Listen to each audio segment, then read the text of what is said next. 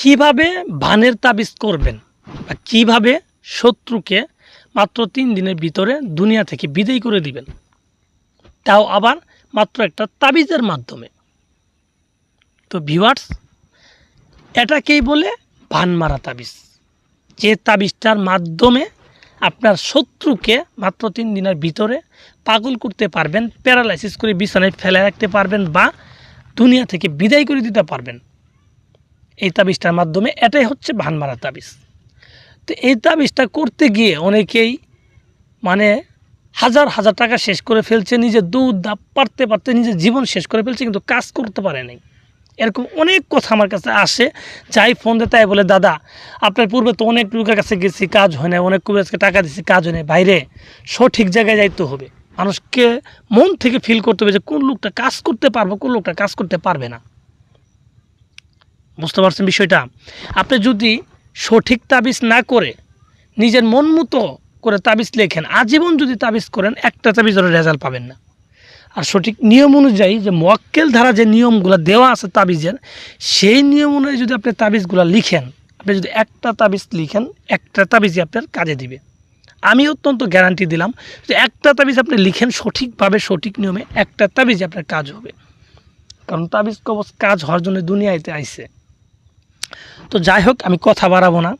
যারা বিভিন্ন শত্রুর মাধ্যমে প্রতারিত হয়েছেন, শত্রুকে শাস্তি দিতে চান, শত্রুকে মেরে ফেলতে চান, দূরে অথবা কাছে যে কোনো জায়গা থেকে, মেয়ে অথবা ছেলে, যে কোনো শ্রেণীর লোককে আপনি এই ভানটা মারতে চান, তো তারা কিভাবে মারবেন আর কিভাবে করলে পরে আপনাদের 3 দিনের মধ্যে রেজাল্ট হবে, এটাই আজকে আমি আপনাদের বিস্তারিত বলে দেব। এর আগে বলি, যারা সঠিকভাবে বিপদে পড়ে গেছেন, প্রকৃতপক্ষেই বিপদগ্রস্ত, যে আপনার শত্রু অত্যাচার সহ্য করতে করতে দেওয়ালে পিঠ থেকে গেছে, উল্টা যদি তাকে আপনি আঘাত করতে না পারেন, তাহলে আপনি নিজের মরা লাগবে, নিজের প্রাণহানি হবে। সেই ক্ষেত্রে কিন্তু আপনার এই তাবিজ কোর্সগুলো করা লাগে। তাছাড়া যদি আপনি কাউকে শত্রুমি করে, মজা করে, ইচ্ছা করে যদি কাউকে ক্ষতি করতে চান, তাহলে কিন্তু আপনি নিজে ক্ষতিগ্রস্ত হবেন। তাই আমি সাবধান করে দিলাম, কখনোই এই তাবিজগুলো নিয়ে মজা ঠাট্টা করবেন না। সিরিয়াসভাবে যখন পড়ে যাবেন, একদম দেওয়ালে পিঠ থেকে যাবে, তখনই এই তাবিজগুলো করবেন। তো যাই হোক ভিউয়ার্স, আমি কথা বাড়াবো না। কীভাবে এই তাবিজটা করবেন আমি বিস্তারিত আপনাদের বলে দিচ্ছি। আপনার মনোযোগ সহকারে আমার কথাটা শুনেন, আর আমি যেইভাবে বলি আপনারা ঠিক সেইভাবেই তাবিজটা লিখেন। তো যাই হোক ভিউয়ার্স, এই তাবিজটা লিখার আগে তাবিজটাকে ভালোভাবে দেখে নেবেন যে তাবিজটা কীভাবে আঁকানো আছে, তাবিজটা কীভাবে লিখা আছে, এটা সঠিকভাবে আপনি দেখে নেবেন। প্রয়োজনে স্ক্রিনশট করে রাখবেন, নিজের ডায়েরিতে আলাদা করে লিখে রাখবেন। লিখে রাখার পর আপনি যে কোনো একটা শনিবারের দিন রাত্রে 1টার দিকে আপনি একটা কবরস্থানে যাবেন।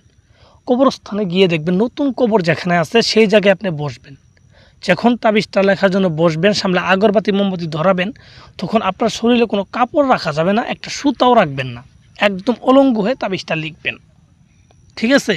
এবং তাবিজটা লিখবেন একটা সাদা কাপড়ের উপরে, সাদা নতুন কাপড়ের উপরে রক্ত জবা ফুলের রস দিবেন, তার ভিতরে আলতা দিবেন, আরেকটা জিনিস দিবেন, সেটা হচ্ছে চন্দন, লাল চন্দন। এই 3টা জিনিস মিশ্রিত করে একটা কালিতে রূপান্তর করবেন। সেই কালি দিয়ে সাদা কাপড়ের উপরে নিম গাছের ডাল কেটে কলম বানায় সেই কলম দিয়ে লিখবেন।